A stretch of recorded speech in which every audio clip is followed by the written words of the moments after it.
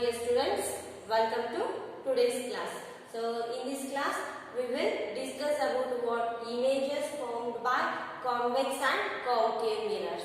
So now already studied ಮಾಡಿದ್ವಿ. So previous classes ಅಲ್ಲಿ so how the images are formed by what convex and concave mirror. So just recall that concept in your mind. So concave mirror ಅಲ್ಲಿ ಯಾವ ರೀತಿಯಾಗಿ images formation ಆಗುತ್ತೆ, convex mirror ಅಲ್ಲಿ ಯಾವ ರೀತಿಯಾಗಿ images formation ಆಗ್ತಾವ ಅನ್ನೋದ್ರ ಬಗ್ಗೆ ಸೊ ನಾವು ಆಲ್ರೆಡಿ ಸ್ಟಡಿ ಮಾಡಿದ್ವಿ. Okay, so let us recall once in your mind and let us do with on activity. Okay, so here with the help of what practical, so we just learn about that concept so once. Okay, and here so in our previous classes we already discussed about these points. So this is called as what? Center of the curvature, and this is called as the principal focus, and here this is called as the one of the reflecting surface is called as a pole. Okay, here in case of the what? Concave mirror. Okay, so in case of the concave mirror, the image that should be formed is always real and inverted. So ನೀವು ನೆನಪಿಟ್ಕೋಬೇಕಾದಂತ ಒಂದು concept ಏನು ಅಂದ್ರೆ ಇಲ್ಲಿ concave mirror ಅಲ್ಲಿ ಯಾವಾಗಲೂ images ಯಾವ ರೀತಿಯಾಗಿ formation ಆಗಿರ್ತಾವ, ರಿಯಲ್ ಇಮೇಜಸ್ ಆಗಿರ್ತಾವ ಮತ್ತು ಇನ್ವರ್ಟೆಡ್ ಆಗಿರ್ತಾವ. But in some of the cases so they may be virtual, but in all cases ಅಂದ್ರೆ ಹೆಚ್ಚಿಗೆ ಯಾವ ರೀತಿಯಾಗಿ ಕಾಂಕೇವ್ ಮಿರರ್ ಅಲ್ಲಿ ಇಮೇಜಸ್ ಫಾರ್ಮೇಶನ್ ಆಗ್ತಾವ ಅಂದ್ರೆ ರಿಯಲ್ ಆಗಿರ್ತಾವ ಮತ್ತು ಯಾವಾಗಲೂ ಇನ್ವರ್ಟೆಡ್ ಆಗಿರ್ತಾವ. But in case of the convex mirror, okay, here in case of the convex mirror, the image always should be what? Formed, that is erect, virtual and diminished. Okay, so now ಯಾವುದೇ ಒಂದು object ಅನ್ನ convex mirror ಮುಂದೆ place ಮಾಡಿದಾಗ so ಯಾವ ರೀತಿಯಾಗಿ image formation ಆಗಿರುತ್ತೆ ಅಂದ್ರೆ ಅದು ಯಾವಾಗಲೂ ಎರೆಕ್ಟ್ ಆಗಿರುತ್ತೆ. ಇಟ್ ಈಸ್ ಅಂದ್ರೆ ನೇರವಾಗಿ ಇರ್ತೈತಿ, ಮತ್ತು ಡಿಮಿನಿಶ್ ಅಂದ್ರೆ ಆಬ್ಜೆಕ್ಟ್ ಸೈಜ್ ಗಿಂತಾನು ಕಡಿಮೆ ಸೈಜ್ ಅಲ್ಲಿ ಇರುತ್ತೆ, ಮತ್ತು ವರ್ಚುವಲ್ ಅಂದ್ರೆ ಯಾವಾಗಲೂ ನೇರವಾಗಿ ಅಂದ್ರೆ ಮಿಥ್ಯ ಪ್ರತಿಬಿಂಬ ಆಗಿರ್ತೈತಿ, ಅಂದ್ರೆ ಅದನ್ನ ನಾವು ಸ್ಕ್ರೀನ್ ಮೇಲೆ ತಗೊಳ್ಳಿಕ್ಕೆ ಸಾಧ್ಯ ಇಲ್ಲ. ಹೌದಾ? So in case of what? Convex mirror ಅಲ್ಲಿ ಯಾವ ರೀತಿ ಆಗಿರ್ತಾವ ಇಮೇಜಸ್ ಅಂದ್ರೆ ವರ್ಚುವಲ್ ಆಗಿರುತ್ತೆ, ಎರೆಕ್ಟ್ ಆಗಿರುತ್ತೆ ಮತ್ತು ಡಿಮಿನಿಶ್ಡ್ ಇಮೇಜ್ ಫಾರ್ಮ್ ಆಗಿರುತ್ತೆ. ಹೌದಾ? Here let's move forward. Here in case of what? Convex mirror. So one of the most important concept we just know about the convex mirror. So convex mirror anna so ಜಾಸ್ತಿ ಎಲ್ಲಿ use ಮಾಡ್ತಾರೆ? So here ನಾವು car ಹಿಂಗಡೆ space ನೋಡ್ಬೇಕಂದ್ರೆ behind the what? Behind the surface ನೋಡ್ಬೇಕು ಅಂದ್ರೆ so ಜಾಸ್ತಿ ಏನ್ ಮಾಡ್ತಾರೆ ಅಂದ್ರೆ ಕಾರಲ್ಲಿ ಸೊ ಹಿಂದೆ ಬರ್ತಕ್ಕಂತ ವೆಹಿಕಲ್ಸ್ ಅನ್ನ ನೋಡ್ಲಿಕ್ಕೆ ಏನ್ ಮಾಡ್ತಾರೆ? ಈ ತರ ಕಾನ್ವೆಕ್ಸ್ ಮಿರರ್ ಅನ್ನ ಯೂಸ್ ಮಾಡ್ತಾರೆ. ಸೊ ಯಾಕೆ ಕಾನ್ವೆಕ್ಸ್ ಮಿರರ್ ಅನ್ನ ಯೂಸ್ ಮಾಡ್ತಾರೆ ಅಂದ್ರೆ ಸೊ ಏನಾಗುತ್ತೆ ಅದರಲ್ಲಿ ಸೊ ಸೈಜ್ ದೊಡ್ಡದಾಗಿ ಕಾಣಿಸುತ್ತೆ. ಸೊ ಯಾವುದೇ ಒಂದು ವೆಹಿಕಲ್ ಬರ್ತಿದ್ರೆ ಸೊ ಅಲ್ಲಿ ಏನಾಗುತ್ತೆ ಅಂದ್ರೆ ಜಾಸ್ತಿ ಮಿರರ್ ಅಲ್ಲಿ ಸೊ ಯಾವ ತರ ಇರುತ್ತೆ? Mirror outside, reflecting surface is outside ಇರುತ್ತೆ. ಹೌದಾ?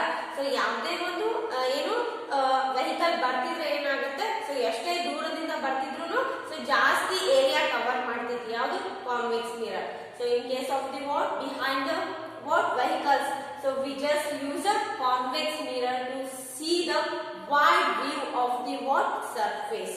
So ಜಾಸ್ತಿ ಸರ್ಫೇಸ್ ಅನ್ನ ನಾವು ನೋಡ್ಬೇಕು ಅಂದ್ರೆ ಸೊ ಕಾರ್ ಅಲ್ಲಿ ಹಿಂದಗಡೆ ಮಿರರ್ ಆಗಿ ಯಾವ್ದನ್ನ ಯೂಸ್ ಮಾಡ್ತಾರೆ?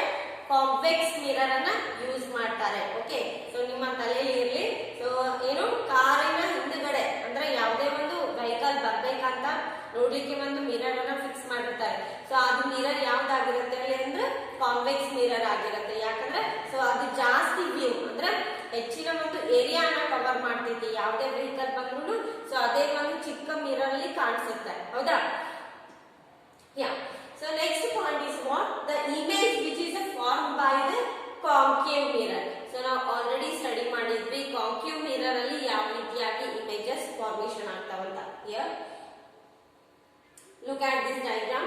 So this is what? A line which is passed to the center of the curvature and the focal point or the pole is called as the principal axis. Okay, so this line, yeah, a line which is passing through the center of the curvature and the pole is called as what? Principal axis. So let us learn about how the images are formed in case of the concave mirror. So here we just keep an infinite distance one object. Okay, so ನಾವು ಯಾವುದೇ ಒಂದು object ಅನ್ನ infinite distance ಅಂದ್ರೆ ಅತಿ ದೂರದಲ್ಲಿ ಒಂದು ವಸ್ತುವನ್ನ ಇಟ್ಟಾಗ ಸೊ ಕಾಂಕೇವ್ ಮಿರರ್ ಮೇಲೆ ಯಾವ ರೀತಿಯಾಗಿ ಆಬ್ಜೆಕ್ಟ್ ಫಾರ್ಮೇಷನ್ ಆಗ್ತಾವ ಅಂದ್ರೆ ಇಲ್ಲಿ C look at this diagram. Yeah, the image, sorry. Okay, so look at this diagram. Here, once we keep any object at infinite distance from the concave mirror, here the image that should be false. So here, the image in case of the concave mirror, so that may falls in between the center of the curvature and the pole. But here the size of the image is what? Small and what? Inverted. ಅಂದ್ರೆ ಇದು ಯಾವ್ದಾಗಿರುತ್ತೆ ಅಂದ್ರೆ real image ಆಗಿರುತ್ತೆ, ಹೌದಾ? So ತಲೆ ಕೆಳಗಾದಂತ ಒಂದು ಪ್ರತಿಬಿಂಬಗಳು ಯಾವಾಗ್ಲೂ ಏನಾಗಿರ್ತಾವ ಅಂದ್ರೆ real images ಆಗಿರ್ತಾವ.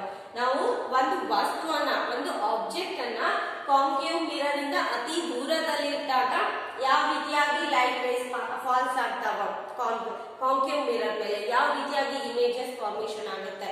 ಸೊ ನೋಡ್ರಿ ಇಲ್ಲಿ, here the light rays which falls on the what concave mirror, and here the image should be what formed in between the center of the curvature and the pole, and here the size of the image or the nature of the image is what? Real, inverted and also what? Diminished. ಅಂದ್ರೆ so object size ಗಿಂತಾನು ಇಲ್ಲಿ ಯಾವ ರೀತಿಯಾಗಿರುತ್ತೆ ಅಂದ್ರೆ so ಕಡಿಮೆ size ಇರುತ್ತೆ, ಹೌದಾ? And here so next one is here the next point is beyond C. ಅಂದ್ರೆ ನಾವು ಏನು C ಇಂದ ಆಚೆಗೆ ಒಂದು ಆಬ್ಜೆಕ್ಟ್ ಅನ್ನ ಇಟ್ಟಾಗ, ಹೌದಾ? ಸೊ ಕಾಂಕೇವ್ ಮಿರರ್ ಅಲ್ಲಿ C ಇಂದ ಆಚೆಗೆ ಅಂದ್ರೆ ಸೆಂಟರ್ ಆಫ್ ದಿ ಕರ್ವೇಚರ್ ಇಂದ ಸ್ವಲ್ಪ ದೂರ ಅಂದ್ರೆ ಅದರ ಆಚೆಗೆ ಇಟ್ಟಾಗ ಇಮೇಜಸ್ ಎಲ್ಲಿ ಫಾರ್ಮೇಶನ್ ಆಗ್ತಾವ. So here the light rays which falls on the what concave mirror. Concave mirror ಅಲ್ಲಿ ಸೊ ಏನು ಲೈಟ್ ಫಾಲ್ಸ್ ಆದಾಗ ಯಾವ ರೀತಿಯಾಗಿ ಇಮೇಜ್ ಫಾರ್ಮೇಶನ್ ಆಗ್ತಾವ ಅಂದ್ರೆ ಇಲ್ಲಿ ನೋಡ್ರಿ. Here this is a what? Ray diagram to indicate what? Concave mirrors which is formed by the what? Images. Okay, so the image which is formed in between the center of the curvature and the principal focus. ಅಂದ್ರೆ ಇಲ್ಲಿ ಯಾವ ರೀತಿಯಾಗಿ image formation ಆಯ್ತು? So ಇಲ್ಲಿ ಕೂಡ inverted ಆಯ್ತು, ಹೌದಾ? ಅಂದ್ರೆ ತಲೆ ಕೆಳಗಾದಂತ ಒಂದು ಇಮೇಜ್ ಫಾರ್ಮೇಶನ್ ಆಯ್ತು in between C and F. Here in case of what? We have to place a what object beyond C. ಅಂದ್ರೆ ಸೊ C ಇಂದ ಆಚೆಗೆ ಒಂದು ವಸ್ತುವನ್ನ ಇಟ್ಟಾಗ ಸೊ ಇಲ್ಲಿ ಆಬ್ಜೆಕ್ಟ್ ಯಾವ ರೀತಿ ಫಾರ್ಮೇಶನ್ ಆಯ್ತು ಅಂದ್ರೆ real image and here inverted and also diminished. And here the place of the image is in between center of the curvature and the principal focus. Okay, so this is what ray diagram to indicate what? The image which is formed on the concave mirror when we keep what object beyond C. And the next ray diagram indicates at point C. So exact at C we just place a what? One object. ಅಂದ್ರೆ ಒಂದು ವಸ್ತುವನ್ನ exact C ಮೇಲೆ ಇಟ್ಟಾಗ ಅಂದ್ರೆ centre of the curvature ಮೇಲೆ ಇಟ್ಟಾಗ so ಯಾವ ರೀತಿಯಾಗಿ ಆಬ್ಜೆಕ್ಟ್ ಫಾರ್ಮೇಶನ್ ಆಗುತ್ತೆ ಇಲ್ಲಿ? ಸೊ ಅದೇ ಪ್ಲೇಸ್ ಅಲ್ಲಿ ಆಗುತ್ತೆ, ಅದೇ ಸೇಮ್ ಸೈಜ್ ಅಲ್ಲಿ ಆಗುತ್ತೆ, ಹೌದಾ? So look at this. Here the image which is formed on the center of the curvature, but the size of the image is same as that of the object, and here but it is a what? Inverted. ಅಂದ್ರೆ so pencil ಏನಾಗಿರುತ್ತೆ ಇಲ್ಲಿ straight ಆಗಿದೆ. So above the principal axis, so above the principal axis ಅಲ್ಲಿ ಒಂದು pencil ಅಂದ್ರೆ object ಅನ್ನ ಇಟ್ಟಾಗ ಏನಾಗುತ್ತೆ? ಸೊ ಏನಾಗುತ್ತೆ? ವಾಪಸ್ ಇಮೇಜ್ ಯಾವ ರೀತಿಯಾಗಿ ಫಾರ್ಮೇಶನ್ ಆಗ್ತೈತಿ ಅಂದ್ರೆ ಕಾಂಕೇವ್ ಮಿರರ್ ಅಲ್ಲಿ ಸೊ ಅದೇ ಒಂದು ಪಾಯಿಂಟ್ ಅಲ್ಲಿ ಆಗುತ್ತೆ, ಬಟ್ ತಲೆ ಕೆಳಗಾದ ಅಂದ್ರೆ ಇನ್ವರ್ಟೆಡ್ ಇಮೇಜ್ ಫಾರ್ಮೇಶನ್ ಆಗಿರುತ್ತೆ, but it has what? Same as that of the object. Okay, so in case of the what? At point C we just keep an object at point C. Okay. So next diagram. Here in between C and F. So if we just placed an object.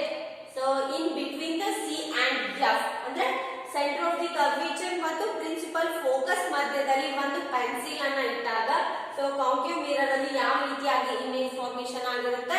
So here beyond C ಅಂದ್ರೆ C ಯ ಹಿಂದಗಡೆಗೆ image formation ಆಗಿರುತ್ತೆ. So ನೋಡ್ರಿ pencil size ನೋಡ್ರಿ. Here the size of the object becomes enlarges ಹೌದಾ or magnified ಅಂತಾನು use ಮಾಡಬಹುದು.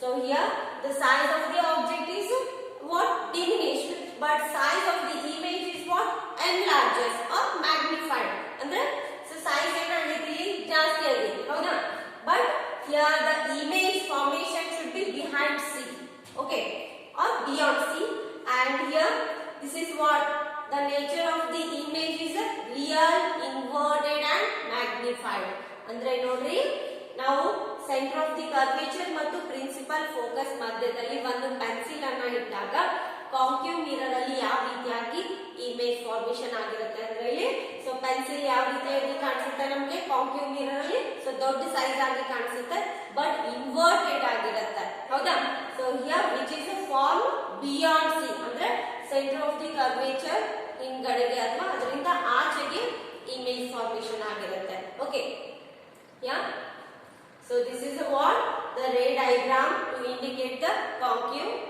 the ray diagrams to indicate the image formed by the concave mirror. So if we just place the object at exact point the focal point. Now focal point ಮೇಲೆ object ಅನ್ನು ಇಟ್ಟಾಗ ಯಾವ ರೀತಿಯಾಗಿ images formation ಆಗ್ತಾವ concave mirror ಅಲ್ಲಿ. So here the object that is formed at infinite distance from the concave mirror ಅಂದ್ರೆ ಇಲ್ಲಿ ಯಾವ ರೀತಿಯಾಗಿ ಇಮೇಜ್ ಫಾರ್ಮೇಷನ್ ಆಗಿರುತ್ತೆ ಅಂದ್ರೆ so here if we just placed any object at point F or the focal point ಅಂದ್ರೆ focal point ಮೇಲೆ ಒಂದು object ಅನ್ನ ಪ್ಲೇಸ್ ಮಾಡಿದಾಗ so concave mirror ಅಲ್ಲಿ ಯಾವ ರೀತಿಯಾಗಿ ಇಮೇಜ್ ಫಾರ್ಮೇಷನ್ ಆಗಿರುತ್ತೆ ಅಂದ್ರೆ so obviously it is real inverted and also magnified and having what infinite distance from the mirror okay so look at here the nature of the image should be real howda and here inverted and also what highly magnified it is nothing but enlarged size ಅಂದ್ರೆ object size ಗಿಂತಾನು so size ಏನಾಗೈತಿ ದೊಡ್ಡದಾಗೈತಿ pencil ಹೌದಾ so ಅದಕ್ಕೆ ನಾವು ಏನಂತ ಕರಿಬಹುದು magnified ಅಂತ ಕರಿಬಹುದು okay and here next one so if we just placed any object in between the focal point and the what pole ಅಂದ್ರೆ ಪ್ರಿನ್ಸಿಪಲ್ ಫೋಕಸ್ ಮತ್ತು ಪೋಲ್ ಮಧ್ಯದಲ್ಲಿ ಒಂದು ಪೆನ್ಸಿಲ್ ಅನ್ನ ಇಟ್ಟಾಗ ಅಂದ್ರೆ ಇಮೇಜ್ ಯಾವ ರೀತಿಯಾಗಿ ಫಾರ್ಮೇಷನ್ ಆಗುತ್ತೆ ಕಾಂಕೇವ್ ಮಿರರ್ ಅಲ್ಲಿ ಸೊ ನೋಡ್ರಿ ಇಲ್ಲಿ yeah the location of the image is formed behind the mirror okay here so in this ray diagram you just recall ನಾನು ಏನು ಹೇಳಿದ್ದೀನಿ ಅಂದ್ರೆ so always convex mirror ಅಲ್ಲಿ image ಯಾವ ರೀತಿಯಾಗಿ ಫಾರ್ಮೇಷನ್ ಆಗ್ತಾವ ಅಂತ ಹೇಳಿದ್ದೀನಿ so always erect ಆಗ್ತಾವ virtual ಆಗ್ತಾವ ಮತ್ತು diminish ಆಗ್ತಾವ but in case of the concave mirror so ಇಲ್ಲಿ ತನಕ ಏನಾಗೈತಿ concave mirror ಅಲ್ಲಿ ಅಂದ್ರೆ ಈ ray diagram ಅಲ್ಲಿ so image ಯಾವ ರೀತಿಯಾಗಿ ಫಾರ್ಮೇಷನ್ ಆಗ್ಯಾವ ಅಂದ್ರೆ ರಿಯಲ್ ಅದಾವ ಹೌದಾ and inverted images formation ಆಗ್ಯಾವ ಹೌದಾ and whether it is enlarges or diminished but here in case of the what when we just placed any object in between the principal focus and the pole here the image that should be formed behind the mirror ಅಂದ್ರೆ so mirror ಹಿಂದಗಡೆಗೆ formation ಆಗೈತಿ but so ಉಳಿದಿದ್ದ ಎಲ್ಲಾ case ಅಲ್ಲಿ ಯಾವ ರೀತಿಯಾಗಿ image formation ಆಗ್ಯಾವ ಅಂದ್ರೆ front of the mirror formation ಆಗ್ಯಾವ but in case of the what we just placed any object in between the principal focus and the pole okay the image that should be formed behind the mirror howda so but it enlarges and also erect so look at this diagram so ille ಏನಾಗೈತೆ ನೋಡ್ರಿ so ಲಕ್ಷ್ಯ ಕೊಟ್ಟು ಕೇಳಿದ್ರಿ so ನಾವು ಒಂದು object ಅನ್ನ ಅಥವಾ ಒಂದು pencil ಅನ್ನ in between principal focus and pole ಮಧ್ಯದಲ್ಲಿ ಇಟ್ಟಾಗ ಏನಾಗುತ್ತೆ ಇಲ್ಲಿ the image that should be formed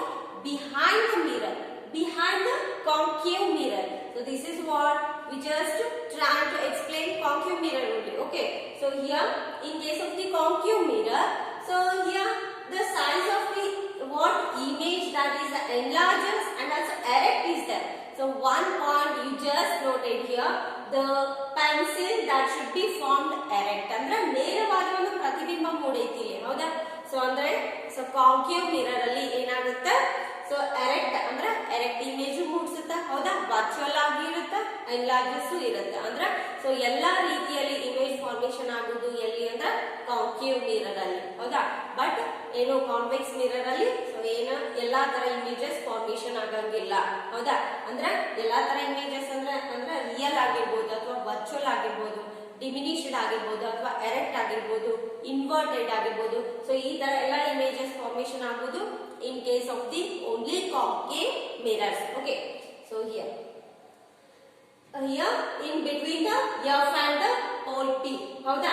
so ಈ ಯಾವ ರೀತಿಯಾಗಿ ಇಮೇಜ್ ಫಾರ್ಮೇಶನ್ ಆಯ್ತು ಅಂದ್ರೆ ವರ್ಚುವಲ್ ಆಯ್ತು, ಎರೆಕ್ಟ್ ಆಯ್ತು and what enlarges. Okay, so next ray diagrams which helps to study about what focal length of the mirror and also what center of the curvature ಅಂದ್ರೆ the size of the distance of the image and the distance of the object. So ನೋಡ್ರಿ ಇಲ್ಲಿ ನಾವು already mirror formula ಬಗ್ಗೆ so last class ಅಲ್ಲಿ discuss ಮಾಡಿದ್ವಿ ಹೌದಾ. So ಈ mirror formula so ಯಾವ ರೀತಿಯಾಗಿ ನಾವು ಏನು ವ್ಯಾಲ್ಯೂಸ್ ಅನ್ನ ಫೈಂಡ್ ಔಟ್ ಮಾಡಬೇಕು ಇಲ್ಲಿ. ಸೊ ನಾನು ಆಲ್ರೆಡಿ ಹೇಳಿದ್ದೀನಿ, ಯಾವುದೇ ಒಂದು ಡಿಸ್ಟೆನ್ಸ್ ಅನ್ನ ಏನು ಕ್ಯಾಲ್ಕುಲೇಟ್ ಮಾಡ್ಬೇಕಂದ್ರೆ ಸೊ ಯಾವಾಗ್ಲೂ ಪೋಲ್ ಇಂದಾನೇ ಸ್ಟಾರ್ಟ್ ಮಾಡಬೇಕು. ಸೊ ಇಮೇಜ್ ಡಿಸ್ಟೆನ್ಸ್ ಆಗಿರ್ಬೋದು ಅಥವಾ ಆಬ್ಜೆಕ್ಟ್ ಡಿಸ್ಟೆನ್ಸ್ ಆಗಿರ್ಬೋದು ಹೌದಾ. ಸೊ ಯಾವಾಗ್ಲೂ ಪೋಲ್ ಇಂದಾನೆ ಹೌದಾ. So centre of the reflecting point ಇಂದಾನೆ ನಾವು ಆಬ್ಜೆಕ್ಟ್ ಅನ್ನ ಏನು ವ್ಯಾಲ್ಯೂಸ್ ಅನ್ನ ಸಬ್ಸ್ಟಿಟ್ಯೂಟ್ ಮಾಡಬೇಕು. Here the mirror formula to calculate the focal length of the mirror, so that should be 1 upon f is equal to